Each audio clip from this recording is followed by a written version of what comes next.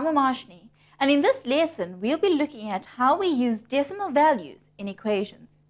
By the end of this lesson, you should be able to solve equations involving decimals.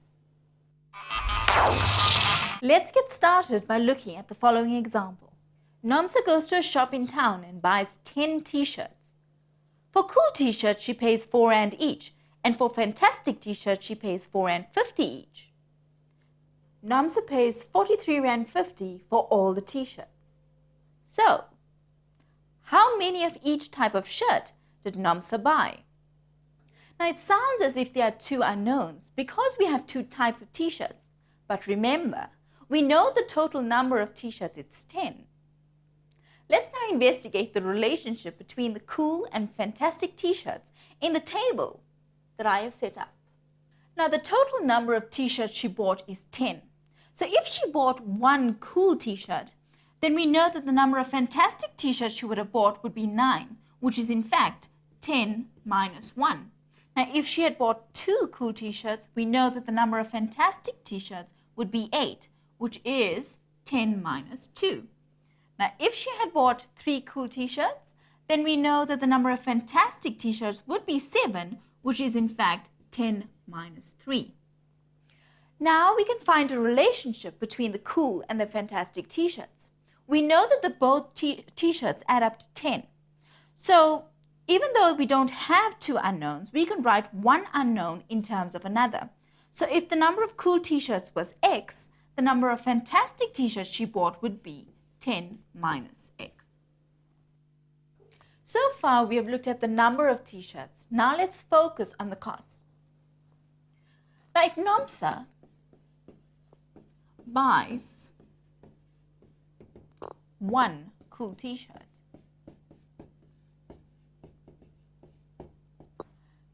Nomsa will pay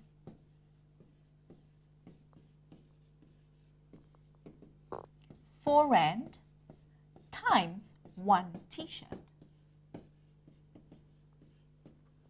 If Nomsa buys 2 cool t-shirts, she will pay 4 Rand times the 2 t-shirts. If, for instance, Nomsa buys 5 cool t-shirts, she will pay 4 Rand times the 5 t-shirts. All we have to do is to multiply the cost of one t-shirt by the number of t-shirts that we have. So if we had X cool t-shirts, then our cost would be 4 Rand multiplied by X t-shirts. Or we could write this in my table as 4X, the cost per t-shirt multiplied by the number of t-shirts. Now let's go back to our previous table. Do you remember that the number of fantastic t-shirts would be 10 minus X? So in this table, our total cost of fantastic t-shirts would be 4 Rand 50 multiplied by 10 minus X. We would write this as 4,5 multiplied by 10 minus X.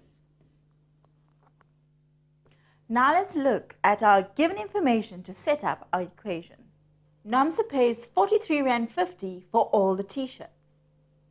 So in words, the total for cool t-shirts plus the total for fantastic t-shirts is 43 Rand 50. Now let's write this algebraically. If we go back to our table, we see that the total cost of cool t-shirts is 4X. Let's write that. So the total cost for cool t-shirts is 4X. Now let's find the total for fantastic t-shirts. Fantastic t-shirts, the total is 4,5 times 10 minus X. Let's write that. We know it is plus 4,5 times 10 minus X is equal to 43 Rand 50. But we don't need to write the 0. Now we have our equation in which we can solve for X. Let's complete the calculation. we have 4x plus 4 comma 5 needs to be multiplied into the brackets. So we get 4 comma 5 times 10, which is 45. 4 comma 5 times negative x gives me negative 4 comma 5 x is equal to 43 comma 5. The next thing we do is we add the like terms, and this gives us negative 0 comma 5 x. We have the 45 is equal to 43 comma 5. Now, we're going to subtract negative 45 from both sides of the equals to sign. This gives us plus 45 minus 45 is equal to 43 rand 50 minus 45. And our answer, negative 0 comma 5 x, is equal to negative 1 comma 5. Now we want to solve for 1x, which means we need to divide both sides by negative 0 comma 5. But remember, when we are dividing two negatives, a negative divided by a negative gives us a positive. So we would end up with 1 comma 5 divided by 0 comma 5. Now we are dividing 1 comma 5 by 0 comma 5. This means how many 0 comma 5s are there in 1 comma 5? Now 0 comma 5 is a half. So our question is, how many halves are there in 1 1/2? And we know the answer is 3. This means that x equals to 3.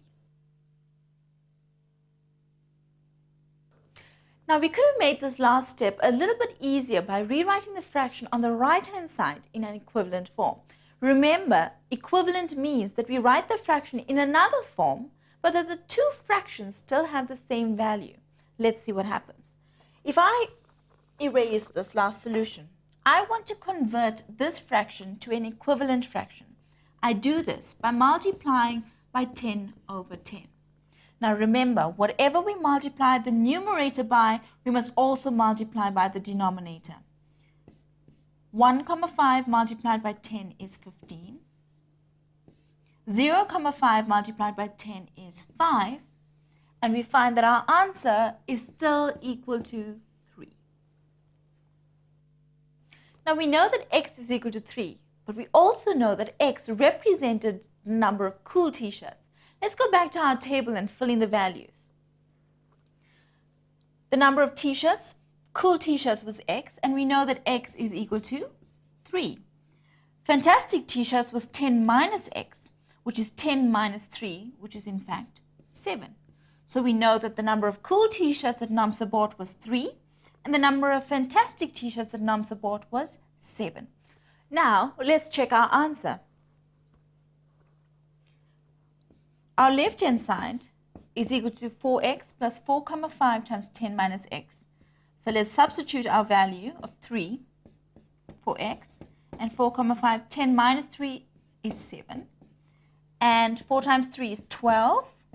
4 comma 5 times 7 is 31 rand 50. And when we add, it is 43 rand 50. So we know that our answer is correct. Now, I want you to remember that in this lesson, we are focusing on the idea of how to solve an equation. If NAMSA bought expensive designer t-shirts and she spent 400 rand, we would set up the equation in the same way, and we would still use the same principles to solve for the unknown. Now, why don't we try another example? Musa wants to share 50 rand between two of her friends, but she wants to give Nati 6 rand 50 more than she gives Miriam. How much money does Musa give each friend? Let's analyze the information. We know that Nati receives 6 rand 50 more than Miriam does. So there is a definite relationship between the amounts. This means that we can set up an expression with one unknown. Now, if we let the amount that Miriam receives be x, then what will the amount that Nati receives be? Now, we know that Miriam receives x. So let's write that down. Miriam receives x rand. Nati receives X plus 6,5 rands. Now we know in total the amount of money that Nati and Miriam receives must add up to 50. So let's write this in an equation. We've got X plus 6 rand 50 must equal to 50. Now we can solve our equation. We can start by adding up the like terms. X plus X gives me 2X plus 6,5 is equal to 50. Now we subtract 6,5 from both sides of the equation. So I get 2X plus 6,5 minus 6,5 is equal to 50 minus 6,5. Our answer, 2X, is equal to 43,5. Now remember, I want to solve for 1x, which means that I need to divide by 2. Whatever I do on the left-hand side, I must do on the right-hand side. So I divide by 2 here. I end up with x equals to 21 rand 75. Now Nati will receive an amount of 21 rand 75 plus 6 rand 50, or a total of 28 rand 25 cents. Now we can check our answer. We know that Miriam received 21 rand 75 cents. We know that Nati received 28 rand 25 cents. And when we add them up, we get 50. This means that our answers were correct. Now, if these two numbers did not add up to 50 rand, we would need to recheck our calculations. Now let's see if you can do the following example on your own. Daryl receives money for his birthday. His aunt gives him 25 rand and 50 cents more than his grandmother gives him.